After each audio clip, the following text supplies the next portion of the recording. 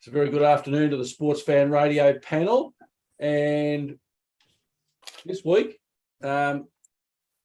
sponsorship's been in the news, Judge. You and I exchanged some emails during the week about it.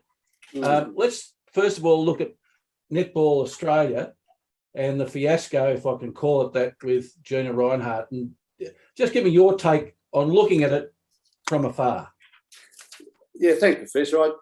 We often talk about the amount of nonsense that's spoken about in sport. I don't think there's been more nonsense spoken in sport on any topic except this Gina Rinehart thing.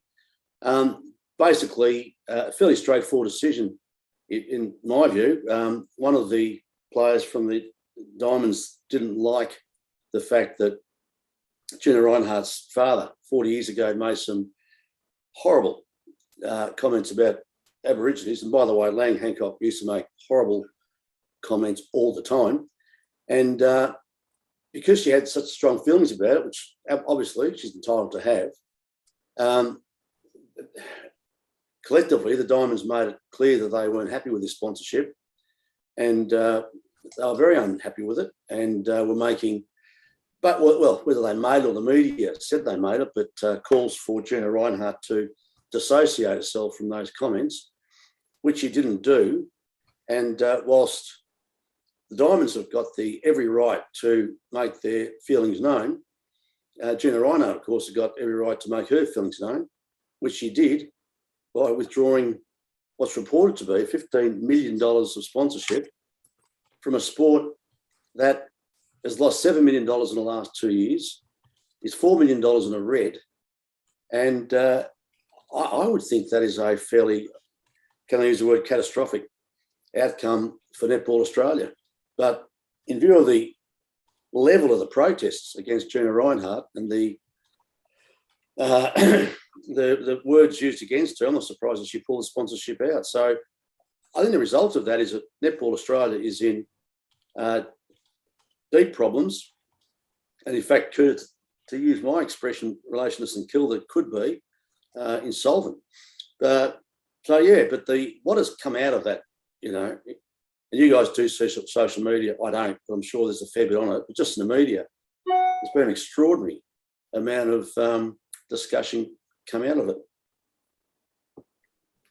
Cooter, what was your take on it? My take on it was that I'm not sure this is the first time that we've seen a player take a stance against a sponsor. If we just use the classic one, I think at the moment is Rashid Khan when he plays for the Adelaide Strikers in the BBL. I think they're sponsored by West End, of which he obviously does not wear that sponsor on his outfit. Now, that's something that I assume would have been discussed. I know we should never use the word assume, but you would think that they'd have a conversation around what they could do to appease or to actually help the young player. And by the way, the player, she should not feel guilty. She should not feel anything about anything that's going on. And I think that's been lost in the whole thing, is that she's got her beliefs. I think we all agree with that. But to have a crack at her and then her teammates to stick up for her. Now, I don't think anyone's having a go at her. I think let's go back a step and go, right, she's made... there'd be some trolls on social media somewhere, some keyboard warriors. Oh, there would be keyboard warriors, but at the same time, though, Paul, aren't we looking at from the greater good is the fact that she's made the commentary and she said that she's not comfortable with the sponsor because of the father, and then or the comments made by Lang Hancock, sorry. But so she's made that comment, and then the rest of the team has sort of made the stance to support her. Yeah, that's where we're at with it all. Isn't it crazy though, Cooter, that she can take a stance which I think everybody would agree she's entitled to take. The team has taken a stance that everyone would agree they're entitled to take, which is to support her. How the hell can't this be accommodated? By sponsors and by the league. Really, why has it come to this? Should So the question, should Gina Rinehart be apologising for what her dad said 40 years ago? In my opinion, no. Okay. As a woman, as a person, she's entitled to have her own views. And to say that you have the views of your father or your brother or any other male relative, it smacks to me of the Taliban who control women and what women say. Gina Rinehart is entitled to support her father if she wanted to. I suspect she doesn't. Her career since then has not been supportive of her father's comments, but I don't think she is bound to apologise for what is obviously unacceptable comments. And the other thing that we're talking about here is we're not talking about a local team or anything like that. We're talking about one of our most successful national sporting teams. And the profile of it has increased, and whether it's the Commonwealth Games or it's the Constellation Cup, which is what we're talking about at the moment, they've got some of the most high-profile athletes in Australia. Now, last year, I think it was last year, Sarah, you might correct me if I'm wrong here, but we had the conversation about the grand final being played in Perth. Now, that wasn't just us having that discussion, that was the players as well. Now, the reason for it being played in Perth was financial. Yeah, there's been some, especially on this topic, it just seems like Netball Australia aren't 100% on how to handle this sort of stuff, especially when it comes to the media just rolling with it and taking the narrative wherever they want to. Like, they had a press conference with Liz Watson, and the only thing she said is they're going to support their teammates and they're going to work with Netball Australia and they're going to try and find something that makes everyone happy. But the media's rolled with that in saying that all of the Australian netballers are hating on Hancock prospecting, and it just grows and grows from there. But that's not the case. And even Donnell Wallum, she made the comment originally that it was something she didn't want to think about on her debut. She had an amazing debut. She scored the winning goal with a layup, which is just ridiculous. But it's not something that she wanted to think about during her debut match. And it was also something she said, maybe I'll talk to Rinehart, get to know her a little bit more. And though Rinehart didn't make those comments, she has had contributions to a lot of left-wing political parties and movements, and that probably stoked the fire a little bit more. But I agree with Judge, is that she doesn't need to apologise for something her dad said and something she's made clear isn't her beliefs either previously. It just seems like it's something that's going to keep coming up for her and is going to keep ruining what is basically her love of sport. She's just someone that loves sport. She supported the Australian Olympics campaigns numerous times, and it seems now that a lot of this just write-up about it was not even the Diamonds' fault. It seems like Netball Australia has just struggled to actually control the narrative, and it's just gone on to be whatever the media made it, and Hancock prospecting weren't happy with that, which is fair enough. I think, Sarah, you probably make the good point is that Netball Australia really is a train crash. But then it leads to the next thing that we wanted to discuss was actually sponsorship by companies, Mark. I think you put it out there this morning around the topics, and this is now opened up. So Netball Australia could have dealt with this. I think they could have dealt with it in a way that is beneficial to them, but also to the players, the community. State netball as well is missing out. So the West Australian state netball is missing out. And you're right, like Gina Rinehart and through her companies sponsors the swimming. They sponsor other teams. I think that they don't sponsor. I think Twiggy Forest sponsors the hockey. But yeah, there's a lot of. Also, it had to be said that Gina Rinehart is keeping rowing alive. Has been for years. Her sponsorship goes under the radar, I think, a fair bit, but she's basically keeping, can I say, use a bad pun, rowing afloat. Geez, you're on the scoreboard there. Well, the Elegant hasn't scored yet, so got to start somewhere.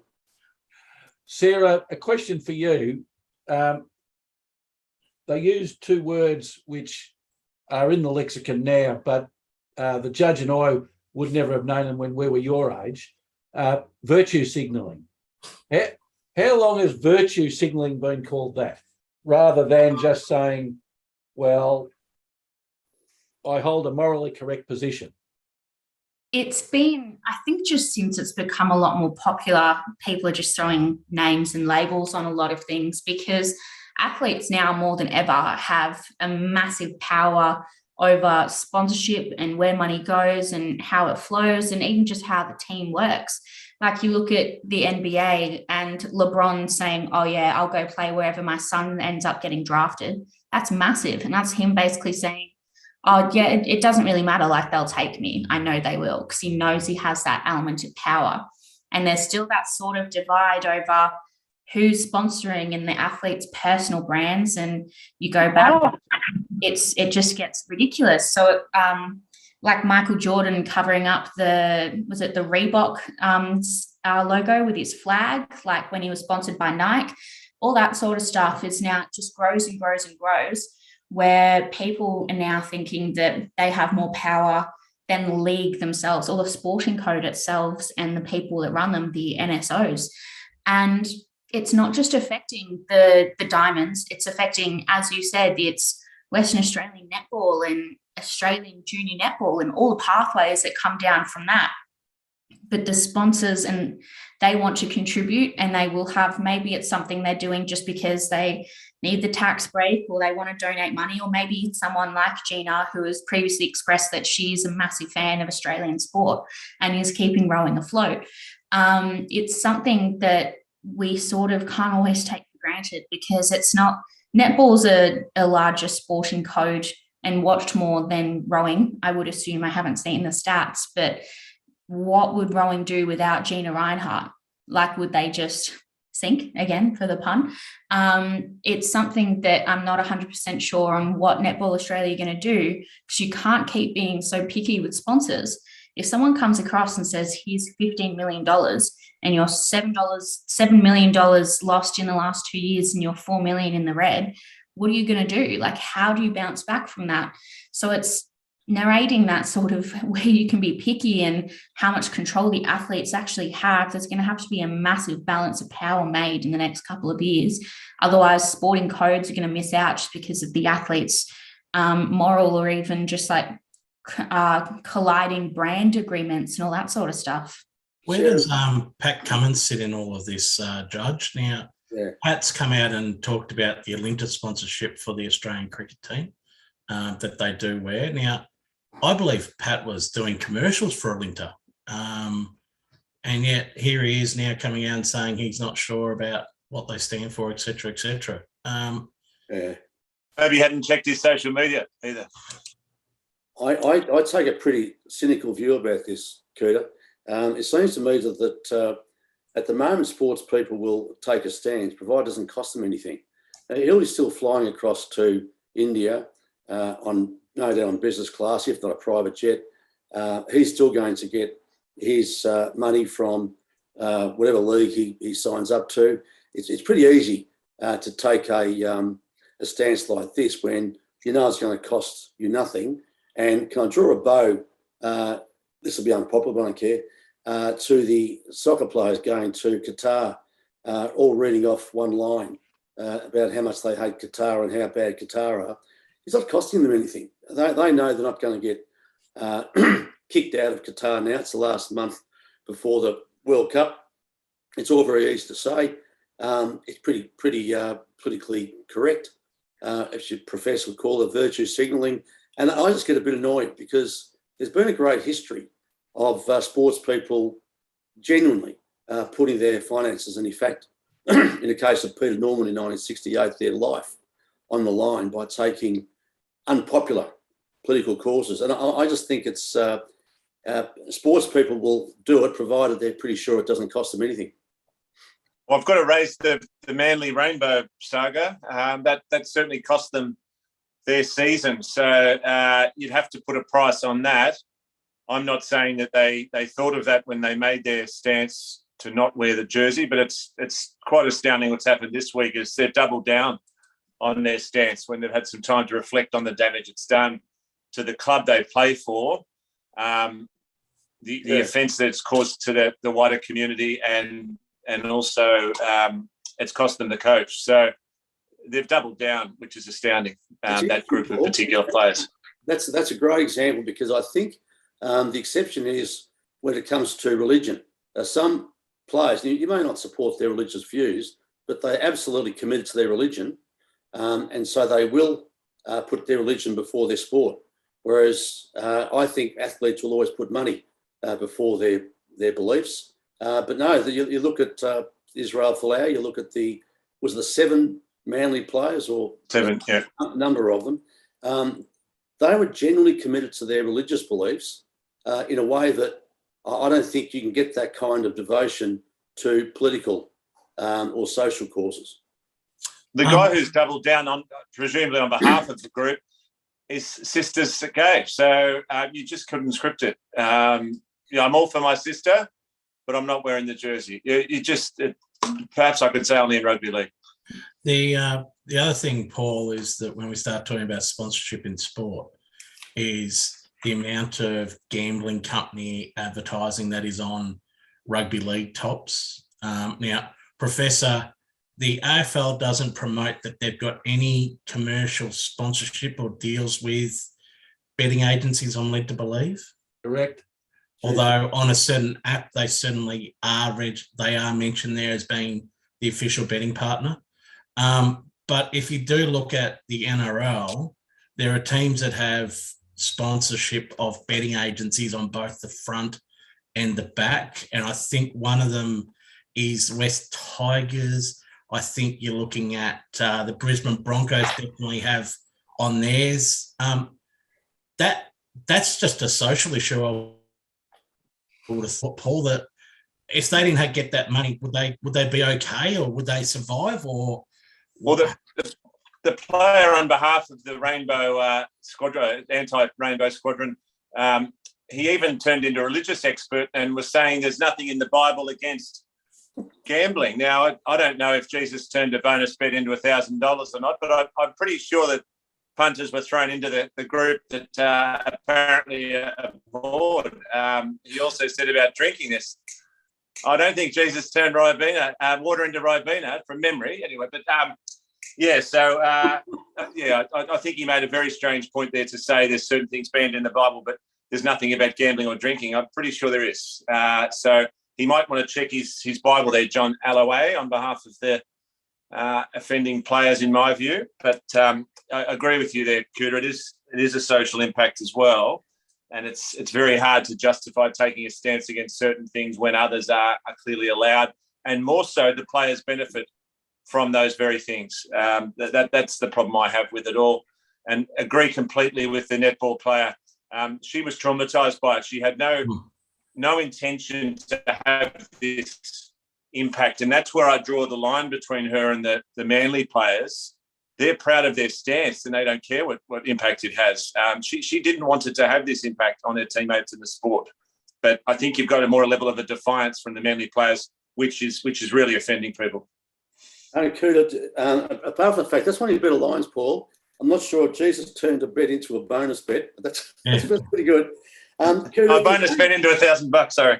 Well, that's equivalent of water into wine. Yeah, very good. Cooter, your point raised the issue about if not Gina Rinehart, if not mining companies, who are you going to have? And just notice that the major sponsors these days, it was said, tobacco sponsorship, went by the by, and it was replaced by other. This is Carmen Lawrence, the former West Australian Premier. It was replaced by others stepped in. Well, who stepped in is alcohol, gambling, fast foods, fuel guzzling cars, and fuel companies. And by the way, Professor, fuel companies are 3.5% of all sports sponsorship. So, they're not a big player. But they're hardly, talk about virtue signaling, they're hardly the sort of companies you like to see associated with your sport, I would have thought. Yeah, it's an interesting one, because if you look at the major, and we'll say it, the fossil fuels, within Australia, you're looking at your Santos, Alinta, BHP and Woodside. Now, I think we could all associate at least one team that's sponsored by one of those. Yep. Now, the other flip side of all this as well is if you look at the AFL as an example, how many teams are sponsored by motor vehicle companies? So you'd go, okay, well, motor vehicle companies. They use fuel, contributes to the climate control, etc., etc. What sponsors would you actually be left with? And you're right. Your point is, when it starts to hurt the players in their hip pockets, will we see a different reaction? Because if you don't get the sponsorships from your fossil fuel, your motor vehicles, the gambling companies, because they are involved with clubs, those sorts of sponsors, who then pays for it? Is it the spectator that has to pay for higher ticket prices? Yep, memberships. And memberships, yep. Is it the players then taking a pay cut? Because if they're taking a pay cut, what happens then? So I don't know. I think that times, yep, we're looking at right at the moment as sponsorship of sport and the term greenwashing, which, again, I'm not sure where that's come from, but Professor, you might know. Well, if you're playing Sportsfan Radio bingo, there's two already today: virtue signalling and greenwashing. So you only need another two words and you've probably got your bingo. But greenwashing, Judge, you started the discussion on that, and you've highlighted it, Kuta. The upshot is of that report that sports shouldn't embrace high polluting brands. Well, is that going to leave anybody? Well, I went to the Melbourne Storm season launch and they announced their new sponsor, Maserati. And I thought, I don't know how many Storm fans, but they were giving away a Maserati on the night, and raffle tickets were $5,000 or 3 for $12,000. So I checked the credit card, couldn't quite get there. But it is interesting, the type of sponsors. Maserati, a great sponsor, but they're not exactly on trees, the money, that sort of free-flowing money. I think you've got to take it where you can get it, subject obviously to some qualifications. Paul, I've just, my respect for the Storm has just gone up 100%. No, they're sponsored by, I love Maseratis, but anyway, yeah, you're right. They are a fuel guzzler. Listen, one of the crazy things, and there were a lot of crazy things said the last week, the ABC said that in future, the values of sponsors have to align with those of the players. Now, I'm just thinking after a basketball game, whether the players are doing their, interviews after, say, oh, listen, after this, we're going to go out and eat 10 Whoppers and drink some Coke. And if the same sort of thing is said by the cricketers, oh, we're going to go out and get a bucket of KFC. I mean, really, is there any more nonsense than sponsors have got to be the same as the players' values? And the players' values are that. Well, we're going to get bigger players soon. Well, you just have to listen to a certain radio station that claims that they're 24-hour sport, that they'd have a sponsor for everything, including doing a Larry Bird. But, everyone thanks the sponsors and all that sort of stuff. And if you look at it as well, Judge, is a sport that close to our heart, is the Australian Open. Now, if you have a look at the Australian Open and their sponsors, would they pass a sniff test? Kia, the Japanese booze company that's alcohol you can't buy in Australia because it's too potent. Maybe they could fuel the cars, actually. You then look at ANZ. I'm sure they've got some involvement within the fossil fuel industry. We're down, and maybe Tennis Australia has to take out another loan to be able to fund the upcoming Australian Open. They don't seem to mind in the Philippines. I love the team names in the Philippines basketball. You've got the San Miguel Beermen. I wonder who they're sponsored by. The Rain or Shine Elasto Painters, so they don't come out in hail there. But, so it's front and centre, the sponsors in Philippine basketball. And I met Matt Duffy at the Storm Golf Day this week, and he was playing for a Japanese rugby team. And they're actually called the sponsor's name, so Honda or whatever it is. So that's how important it is there. And he did tell me a lot of the players in Japanese rugby work for the company. So they not only do they work for Honda, they play for them in the rugby comp on minimal salaries, and that's a part of their love for their company, and it inspires team morale. So that's sponsorship taken to a whole new level. And they own the club. And we noted with Ferenti a couple of years ago, Professor, that of the first two divisions of the EPL, 20 teams had gambling sponsorships. Now, also bear in mind, these companies are all legal. They're not like smoking, which we know is per se dangerous to your health. And the jury's out in terms of, fossil fuel companies, but they are in fact legal, and they probably pay more tax, keep this country going than any other companies apart from banks. So I'm not sure that we can really say they cannot sponsor teams. Sarah, can I just ask, in women's sport and the AFLW, are there any trends developing in terms of sponsorship there that you see? A lot of the time it's just following with the men's is the one that I've seen so far. It's a lot of the time I assume they're just approaching existing jumper sponsors and things like that and asking if they want to come on board. You're not seeing anything that's particularly, like, there hasn't been any controversial AFLW sponsorships that come to mind, but I think about Melbourne, they've got the same jumper sponsor in Zurich, and they've got Jaguar sponsoring them as well in the AFLW and in the AFL. Same at Hawthorn, Nissan's sponsoring both sides. So, and KFC sponsoring both sides. KFC look like they're on way to sponsor half of the AFL clubs at the moment, but it seems like it's just sort of, with the AFLW, it's really just however the men's is being sponsored, there'll be a relationship built there, or occasionally it might be a smaller sponsor within the men's that might not be a jumper sponsor. Maybe they'll come across and be a jumper sponsor for the women's instead. But it's usually sort of just staying in the same pool of businesses. And Sarah, I'll make a prediction now. The days that we see, I'll just use St Kilda, come out to a press conference and the coach has got bloody stickers all over him. In St Kilda's case, it's, Dare Coffee, AV Jennings Homes, Peter's Pub. I mean, really, it's just every sponsor they can think of there. It looks pathetic, actually. I think what's going to happen is that this whole concept of getting, multiple sponsors is going to disappear, where either you'll have one sponsor, or in fact, what you'll actually see is the club being owned by a major company or an individual, which won't have sponsorship or will have that one company on their jersey. But it's getting a little bit silly, all of this advertising on. Judge, you raise a good point there, is that you look at the NFL. I know it's a different business model and Professor knows it better than most, but do they have any sponsorship on their tops apart from the actual clothing brand with the swoosh or the Reebok sign or anything like that? They actually don't. Correct. They don't need it because they're owned by a multi-billionaire Saudi, American, or whatever person or company. Walmart.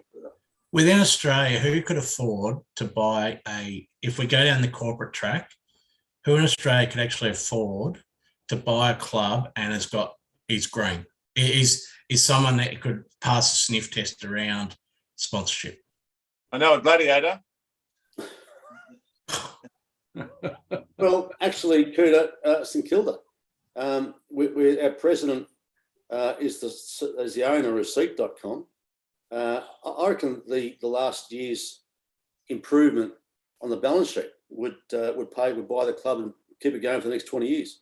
That's just one example. Very right. Then you have Seat.com. I'd be happy with that. We haven't got it, but Seat.com Football Club. Who would care? But anyway, that's what I think, Professor. And you're right, Cooter. The American experience shows it. You don't need to have all of that mess, visual mess on your shirt. Do you think the actual all the sponsorship logos on the coaches' tops are just Velcro that they sort of get a new sponsor and they stick it on, like a bit of Ricky Bobby from Talladega Nights? They just get a new sponsor and they just slap it on. Like, no, in fact, at St Kilda, the coach's name is Velcroed on the front of his name, because that'll be gone next week. Anyway, the Cronulla Sharks once went through a period of a different sponsor every year, so if they weren't Velcroed on, the coach would need a walk-in wardrobe. I was just looking at the Essendon assistant coach, Natalie Wood, and she's wearing an Essendon polo, and it has the Cotton On logo down the middle where they're the one that are making the jumper, and they've got logos on the collar. So there's two, Fujitsu, Toyota, and there's, I think, an accounting company that's on there and on the sleeves, as well as their own logo and the AFL logo, the NAB logo, and the AFLW logo. What So about it's got like 9 different logos on the one polo. But Sarah, apart what from about that, the it's pretty sleeves? clean. Pardon? Apart from that, it's pretty much clean. It's pretty Oh, clean. yeah, plenty of space on the back, so you might as well just keep going.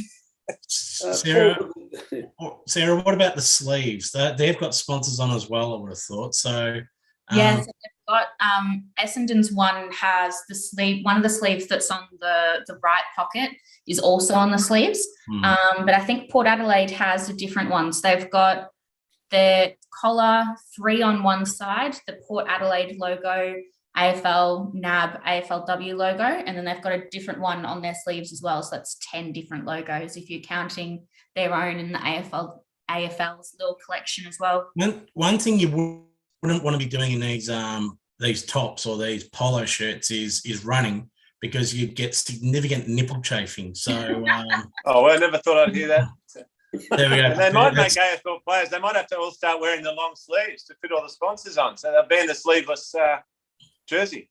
Yeah, Well, you'll see those Hawthorn long sleeves Alistair Clarkson didn't want. Every brown band's going to have a different logo on it. It's going to keep going. And Sarah, the notable thing about St Kilda sponsors over the years, we've had 3 finance companies, all of which have now gone bankrupt. well done, Colin, St Kilda. Yeah, you know. You won't see Alistair Clarkson with baby bunting on his. Sorry. Sarah, I must comment on the AFLW long sleeve jumpers that have been worn a little bit of recent times in Melbourne, because we have had pretty short weather. Yesterday at Casey, it was one of those days. The scoreboard doesn't reflect what a ranked day it was out there, but both teams had players wearing the long sleeve jumpers, and unfortunately West Coast can't play, but their jumpers actually looked all right yesterday. Yeah, it's an interesting one where it's like I'm looking at Belinda Smith from West Coast wearing the jumper, and the yellow is not that bad when it comes in the long sleeve a little bit. But I was actually just looking at, again, an action shot of the players. They've also got sponsors on their shorts. So it's another opportunity for a bit of sponsorship. But yeah, the long sleeves seem to be coming in a little bit at the moment. They weren't as popular to start with, but even at Hawthorn, like, I'm not used to seeing a Hawthorn long sleeve. I've pretty much spent my whole life seeing Alistair Clarkson try and get rid of them.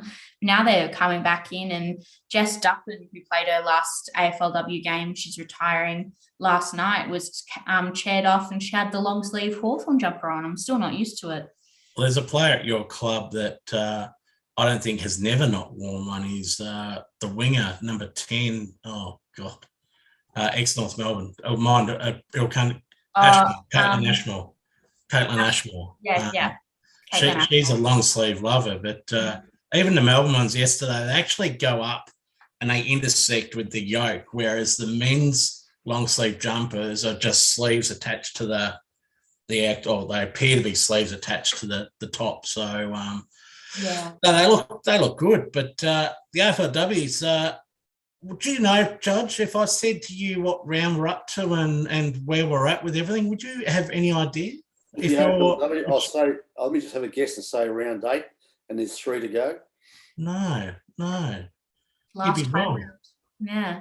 Where are we? We're into finals next week. Oh, next week. Yeah.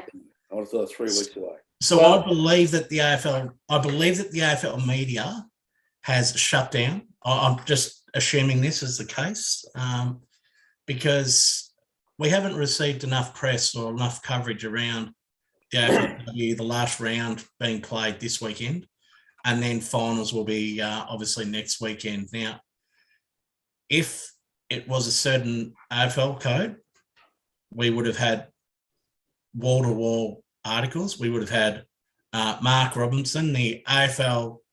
Is he the AFL reporter professor, or is he AFLM report? I'm not sure. I haven't seen many articles talking about women's football from Robbo. Okay, so I think we've pretty much summed up there. So maybe they've got a chief reporter AFLW, Sarah, do they or not? Not that I'm aware of, no. I'm pretty sure it all sort of just ties in with where the AFL feel like delegating their hours.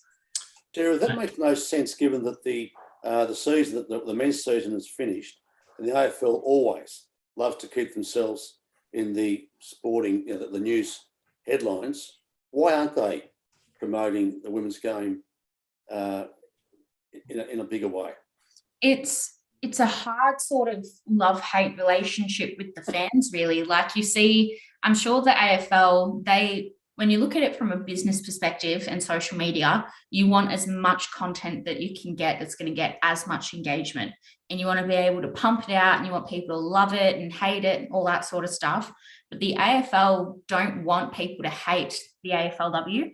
So occasionally you'll see the AFL will share an article or they'll post an article of their own summarising a round or a certain milestone coming up. But when you look at the comments, usually there's only going to be 3 or 4. And it's a bit odd for an article that on a page like that to only have 3 or 4 articles or comments. So the assumption that you naturally go to is that there's people commenting on those posts that are worthy of being deleted or hidden. So I think my assumption from the AFL is that they're going to post AFLW content occasionally and where you can, but a lot of the time when I look at AFLW articles published on AFL platforms, there won't be many comments, which again, I'm assuming most of them have been deleted, or a lot of them are emojis of people sleeping or people doing something else that's not a compliment to the AFLW. So they're really walking a fine line in that some people love the AFLW and they love the product, but those aren't the people that are going to be commenting and saying how much they love it. It's usually only people that don't like the product that are going to decide to be vocal and get up and about it. Sarah, can I make a suggestion? We've always said that women's football suffers in a media sense from being hidden. We know that 7% of the sports media is in women's sport. It's always hidden at about the 6th or 7th back page of the Herald Sun of the Age. How's this for an idea? Women's sport goes into the middle pages of the paper, has its own devoted section. Now, that's 4 pages. At the moment, I don't know of any paper that devotes its middle page to anything. Women's sport, and we have said this ad infinitum, is different from men's sport. And I think it's fantastic. I think it's a revolution. And I think it's something which would be intensely followed by a lot of people, but particularly women. Now, imagine if it was in the middle pages of the paper where those who like women's sport, and there are people, including us, who like women's sport, would go to it and say, okay, what's happening in women's sport at the moment? Because at the moment, it's a matter of history. It's always been done this way, and it's just forgotten. So that's my suggestion, that women's sport takes over the middle pages of the little paper and the Age. When do they? So Sarah, your commentary I think is correct around there is someone sitting there and just pressing the delete key. When do they actually go, do you know what? We're going to open it up now. When do they actually make that decision? Is it when there's the Sydney's won a game? Is it when they're going to a full season? Is it like when do they actually go, right, let's dedicate someone to actually run the AFLW media, bless you, Paul, and to actually go, right, we're just going to open it up. The negative criticism, that will always be there. That's there for AFL men's. That's there for everything, is that the keyboard warriors are always going to be there. So why not now just go, right, we're going to wear it, we're going to cop it. If it goes into the territory that we know you can't type, the AFL men had that issue this year with commentary on social media, then we delete those ones. But let's actually promote the game. Like you mentioned Jess Duffin before. She's a national treasure. But do we know that? Well, aside from that, Cooter, I was pretty disappointed at the coverage of the final round this week. Right now, no criticism of the judge, but he thinks it's round 8. So it hasn't reached him that it's round 10. Every position in the final 8 could have changed depending upon this final round. And today I get up, and after yesterday's results, Melbourne finished second by 0.3%. If West Coast had have been held scoreless, or Melbourne had have kicked 1 point more yesterday, they would have finished on top. Now, that's a terrific story all in itself, that Brisbane ended up on top simply because Melbourne couldn't kick one more behind or prevent one more behind from being scored. But if that was the AFL, they'd take 2 pages to talk about that. Well, of course, one of the great innovations that the AFL has, Professor, is they have the live ladder that starts in round 6 for a 23-round season. But yeah, the game yesterday, Melbourne playing West Coast out at Casey, obviously could have decided who finished on top. Obviously, they both still get the double chance, but Melbourne did have opportunities to get the percentage. And I felt not a little bit sick, but I thought the commentary yesterday was Melbourne-centric around the percentage and what they needed to do. There really wasn't a lot of positive, a lot about West Coast. And yeah, we know West Coast have had a pretty tough season. We know that both them and have finished their seasons now. West Coast have had probably improved, but yesterday it was 77-1. They talked about how hard it is for West Coast to be able to come over here, have to fly into Tullamarine, then get a bus from Tullamarine to Casey, and then they fly out again. There was stuff like that. I just thought it was a really negative. There was a lot of negativity about West Coast yesterday, which wasn't warranted at the end of the day. Question for you, Sarah, specifically on that. When I watch the AFLW, and I do watch quite a bit of the football on Fox, do you get the feeling that the commentators don't know very much about the players at all? Because it seems they speak in generalities most of the time. And I think, picking up on what Kuta said, they start talking about other stuff because they don't know enough about the players to talk about what they've done or where they've been.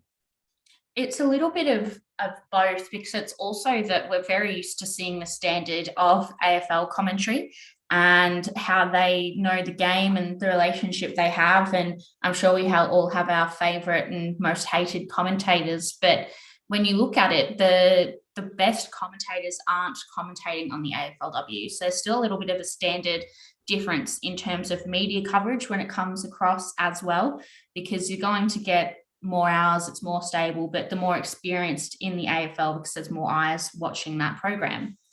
It's a lot of sort of here and there when it comes to the bias in commentary as well. Because if you have the same people commentating on these games, and again, West Coast haven't had a great year, you sort of just run out of ways to say West Coast aren't having a great year or a great game. Because you hear the same thing being said about Sydney and Port Adelaide, where it's sort of very biased commentary. And it's only if the game's a bit closer where it's a bit more in depth, because it is hard. I've commentated on games of football and netball where it has been massive blowouts like that before. And you just don't know what to say, because you're just repeating the same things over and over again based on, Melbourne's kicked another goal, West Coast still not doing too great. And there's still that balance there. Whereas when the games are a little bit closer, so maybe it's West Coast, Port Adelaide, it's a little bit tighter. It's just a bit more interesting and things sort of get a bit more intense. You see the relationship grow. There's a bit more of a fight there, like the Freo Hawthorn game, both teams that are at the bottom end of the ladder, but there was a point in it. So it would have been an incredibly interesting game to watch. Whereas a blowout, when you're seeing the powerhouses of Adelaide, Melbourne and Brisbane playing anyone close to the bottom of the ladder, it's almost like there's not really any point in watching it. Like, you know what's going to happen. You support your team where you can, but also touching on the newspaper idea that you brought up, Judge, is that people have sort of mentioned similar things before, but a lot of companies now aren't investing as much time, or even just people investing as much time into print media. Like print media it's on its way out at the moment, just because there's obviously the environmental impact to go towards the very, very right side of everything. But a lot of people are now just getting their media on their phone. And a lot of the ways that you can target yourself on your phone it's the same way that we see targeted advertising. Like maybe some people are going to see ads for Hawthorn stuff, some people are going to see ads for St Kilda stuff. They're targeting all of that information now, where if I'm interacting a lot with AFLW content, I'm going to get a lot of AFLW content coming up on my phone, Facebook, Instagram, Twitter, just on Google as well, because it'll learn my habits. But it's the same thing, whereas if I'm a massive fan of NRL, they'll just pop, like NRL news will come up. Or if I live in Melbourne and the Melbourne Storm have had a win, a lot of the times Melbourne Storm itself will actually put money behind promoting the fact they've had a win so that Melburnians feel more of a sense of love for that team and get behind that team a little bit more. But media and publications now are just so, it's hard to navigate because it's so financially and statistically driven. But I suppose, Sarah, going on further from that, you talked about the papers. The Herald Sun is still a significant presence online. It still is and through the posting and resharing and whatever it is of the articles that are written by people within the media, you do get to see the articles by Mark Robinson, the articles from, say, John Ralph, these sorts of people that I don't think many of them would even know about AFLW. And I was maybe a little bit harsh in the commentary around the West Coast Melbourne game. You're saying you might be right. It was a blowout, but at the end of the day, there was some commentary around what West Coast were doing right, what they were doing wrong, where they could improve. And I think what we're seeing, Professor and Judge, we've talked about it often, is that why do you need to have a commentary team of 7 people? The AFLW is showing that you do not need to have 7 people. You have one head caller, you have maybe 1 or 2 special comments, and you have a boundary rider. Now, the special comments could be a player or an injured player from either of the teams. And what they do is they actually provide insight into what's going right, what's going wrong, et cetera, et cetera. Now, the head callers, and the AFLW has got an identity issue around at the moment, is that you've got Lee Montagna, you've got people like Ben Waterworth, Jack Heverin, you've got Kelly Underwood, Joe Wooten, Webster. I know I'm missing some, but you've got a lot of commentators that are doing maybe 1 game around and not doing 2. And so I think that going forward, we're going to have AFLW commentators, obviously, on a greater basis, and they will know a lot more about, 1, the players, the teams, the results, the history, et cetera, et cetera. I think, again, the game's it's just continuing to evolve. And we should not be measuring it against the men's. If we start doing that, which everyone does, we're always going to come back to how bad a comp it is, the results, the coverage, everything like that. They should actually be deciding, or they should be doing things differently, because it is a different sport. Now, they've got their own CEO who I still don't know what Nicole does. Said it from day one. She needs to be the CEO of AFLW and not be hiding under the banner of the AFL, Gil McLaughlin and the like. She should be front and square. And even though Gil, we haven't seen him for a while, he's on his tour, but we don't see enough from Nicole Stevenson during the season. We should be. And Kurt, can I just price something we said 10 years ago, Professor? I really think there should be a course at the university or whatever in sports commentary. Sports commentary is very important part of how we see the game. And I'm sick of recycled AFL players who somehow become these commentators. But it is actually a science, sports commentary. And I'd rather there was a course, and people who aren't necessarily ex-sporting superstars can actually find their voice, literally, in doing well, Judge, I think our panel member might be able to shed some further light on that. It's a unit that people actually learn. So it's in sports media degrees, you spend 6 months basically learning how to be a decent sports commentator. And from then on, if it's something you're interested in, there's further development opportunities, but obviously not everyone wants to be a commentator.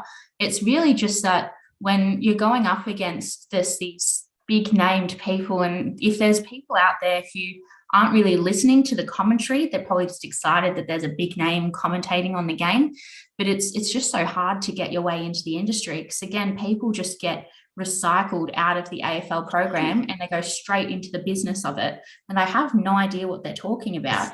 And there's that many people I know that have graduated from my course, other courses, were so much more qualified than these people that are in these roles, who are athletes. And yes, they have an intimate knowledge of how the game's played, but I also know how to kick a ball, sort of. But I've got, the game, the rules.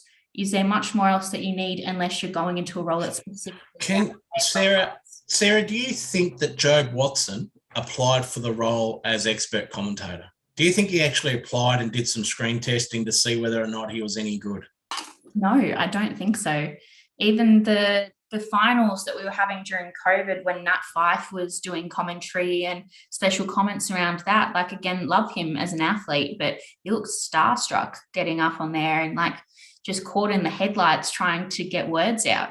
The industry of sports just really messed up. So it just seems to keep recycling athletes who think about the code, and maybe they'll think about it as a business. Like Gillen himself used to play for Hawthorn, I believe. But it's just, when do we actually look outside of the sporting code and bring new people in, fresh blood? Well, Sarah, you raise a point, that last point there, and Professor and I have talked about this at length in our roles in community football. How do you get involved with the AFL? How do you actually get involved if you're not a player? You're not part of the boys' club. You're not part of that sort of clique. And why would you want to get involved in it? Like, yeah, it's at the end of the day, what should be happening is people should be getting jobs on merit. Now, we know that does not happen. But having said that, we're starting to see some female commentators who are very, very good and excellent at what they do. Now, I'll place money that they're probably given the Khyber when it comes to the finals, or we'll have ex-AFL players or current AFL players involved with the commentary. Don't do that. Like, no one's going to listen. No one's going to care whether or not it's Joe Woodham. Kelly Underwood I have a bit of an issue with because I'm not sure she's there for just necessarily the right reasons.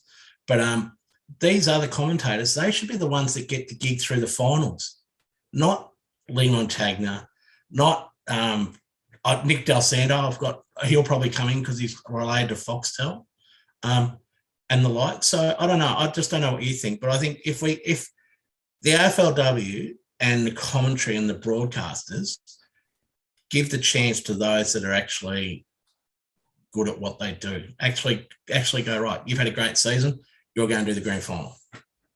All right, we might pull that up there because we're running out of time, but there are still 3 games to go. And Sarah, positions 4 to 8 can all change on the AFLW ladder this afternoon. First game, the 2 first-year teams, Port Adelaide and Essendon, playing in South Australia at 1:10. Essendon appear to be going to finish the best of the 4 new teams that came into the competition. Who do you like in that game? I think I'm going to tip Essendon. Port Adelaide have still just had a really on and off start to their AFLW pathway, but Essendon have had a really good season for a team that's spending its first year in the competition. They've placed 2-3 spots above Hawthorn, and then you've got Port Adelaide and Sydney at 17th and 18th. I just reckon they've got it in the bag for this last one. Okay, it's 3:10, the match of the round. North Melbourne playing Richmond. North Melbourne currently 8th, but with a win at home can jump all the way to 4th and the double chance. Or Richmond, who are currently 5th, if they win, they can go to 4th and the double chance. There should be more publicity around this game, that's for sure. Expecting a big crowd, no doubt. Who's going to win and why?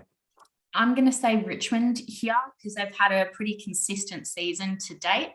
And they just have a really good list at the moment. North Melbourne have had a good year as well, but I just like the look of Richmond this year. All right, and at 5:10, the battle of the 3-letter teams, GWS versus GCS. It's a tough one again because you're looking at 9th versus 15th, and Gold Coast sort of hoping that maybe something goes their way when they're sitting at that 9th spot. But I think Gold Coast will be able to run away with this one. Okay, thanks, Sarah.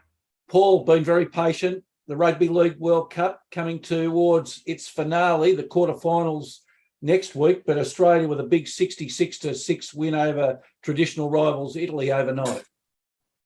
Yeah, the powerhouse that Italy is tonight. We've got a battle of the powerhouses Lebanon and Jamaica. So I'm thinking of getting my hands on a shisha pipe, getting the reggae music on, maybe firing up the grill for some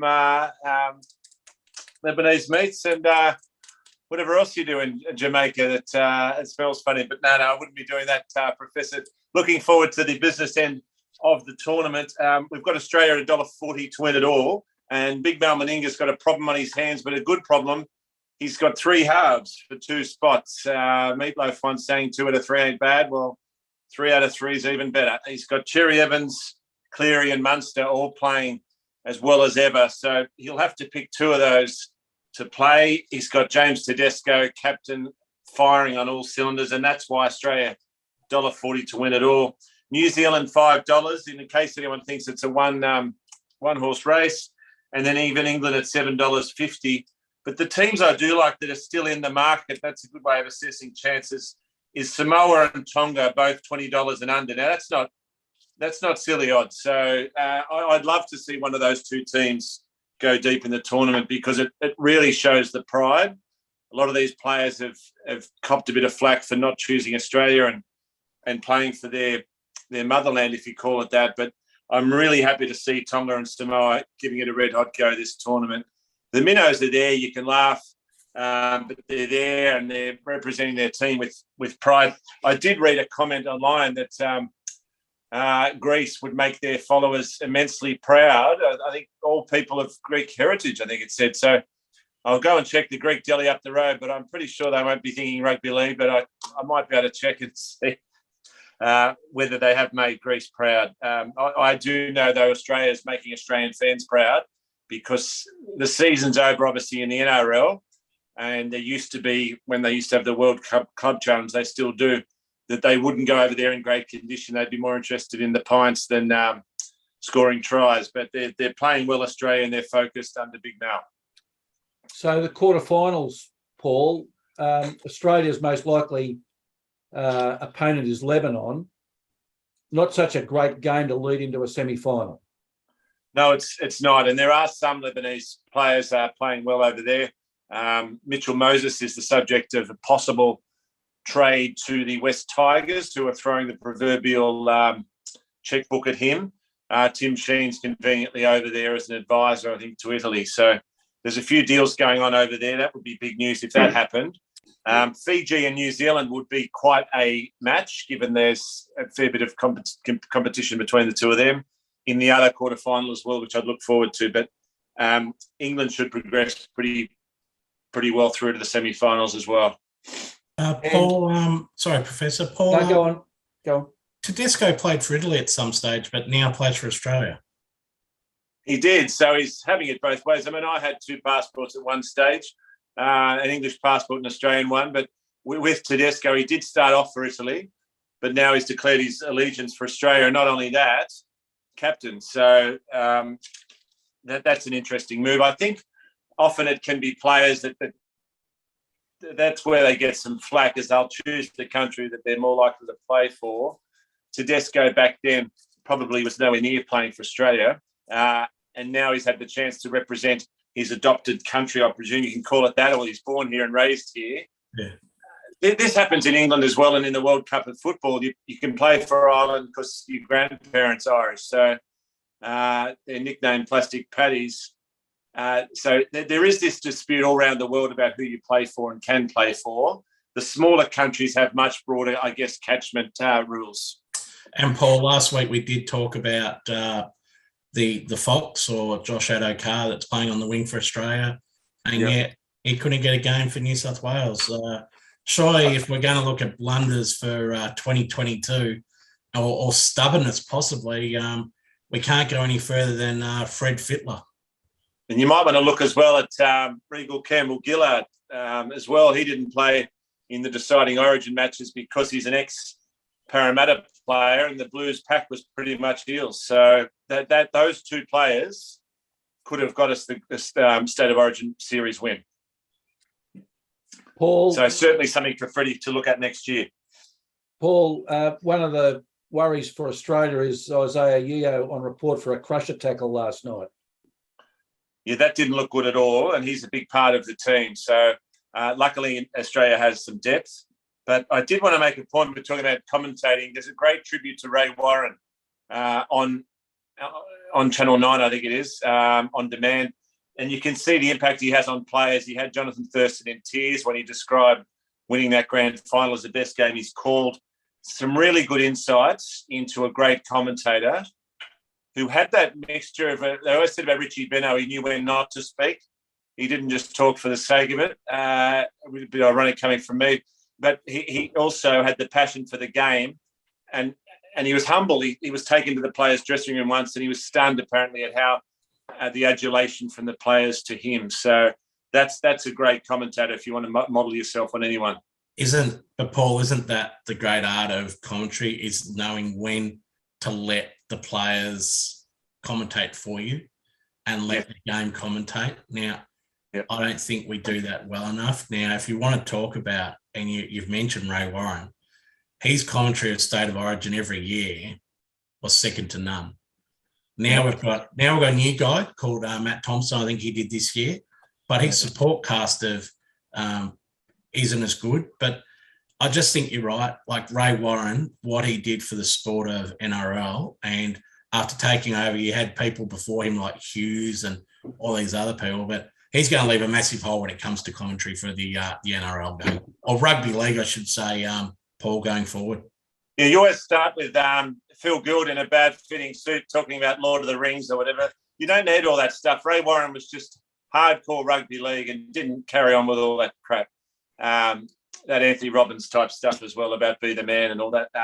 Ray Warren just called it as it was, and it was great listening. The other thing, obviously, with overnight, Paul, was England winning comfortably. Do they present a challenge to the Australians going forward? Are they, like, there's quite a few in that English team that actually do play in the NRL? Yeah, well, if I was having a bet on the tournament, I wouldn't touch Australia $1.40 when it's on in England. It's in their conditions, and they're not at the end of their season like Australia is, where everything's been packed up. They haven't had the brutal season that these Aussie players have. I wouldn't be surprised if England wins it all. I'd probably actually rank them higher than New Zealand as a chance of winning it all. They really have some good players there. They're playing well. And I think Australia's price might factor in who it is, as in who's there on paper, rather than imagine an England-Australia final on English soil. Wow, that would really be a battle, and that would show that it is a world game in certain parts of the world. Professor, is the title World Cup becoming a bit overused? Here we are talking about the Rugby League World Cup. I didn't know that Jamaica, Italy, and Lebanon actually play the games, but and we've got the T20 World Cup, which I don't think we're going to discuss, and that's probably the attention it deserves. Has World Cup become a bit, devalued? Well, just on that, Judge, very good article, Greg Chappell yesterday in The Age, that in his view, Virat Kohli's innings was the best innings ever played in any format, and it legitimised 2020 as a tournament. It was brilliant. But in terms of the world part, I do understand you that there's only there's 5 teams that can win the Rugby League World Cup. But, there are a few minnows playing, but that's not much different to soccer. There's teams in that Soccer World Cup that have no chance of winning it. That match the other night, Judge, the India-Pakistan match, the innings by Kohli, you're correct, it's one of the best innings you'll see. And it was over 90,000 at the MCG. The place was rocking. People that go to sports, they said that it's the most amazing atmosphere over and above the grand final. But the rest of the tournament's been played in stands that may have had 20 to 30,000. Australian people aren't going and watching the Australians. They might be one of the more unpopular Australian national teams, actually, the T20 Australian team. But you look at the Sri Lankan team, the support that they've been receiving, Pakistan, India, and all these other teams, and yet the Australian team's just dragging through. Like Perth the other night I think the crowd was 20,000. And it was played. Geldy, I reckon the Australian cricketers in any form have been pretty unpopular with Australians for the last at least 10 years. And so I think you'll find, for instance, the India-Pakistan match, a lot of people from India and Pakistan would have been there. I'm just not sure that Australians are actually, as you say, they're going to see Australia. I think they're going to see India, Pakistan, but not Australia. And I think it's a problem. Well, one of the great sporting events that we've had over the years in Australia was the T20 Women's World Cup. Yeah. At the MCG. Yep. Now, the men might get that. They might get it because we'll go to a final. But the actual build-up and everything for that women's T20 World Cup, and you can mention the players' names like one of the greatest that will ever pull on a bag of green or whatever they wear these days, black, don't they, for the T20, is Meg Lanning. Now, like you look at that team, and the team was full of superstars and actual people that you can relate to. So again, there's a team that we love because of their authenticity at the end of the day. Yeah. All right, ladies and gentlemen, thanks for today. Gelding's racing tip, Mornington, where it's a heavy 10, race 8, horse 5, Keats he likes. So we'll see how that one goes. And until next Sunday, thanks very much, and we'll see you then. Thanks, gents. Guys.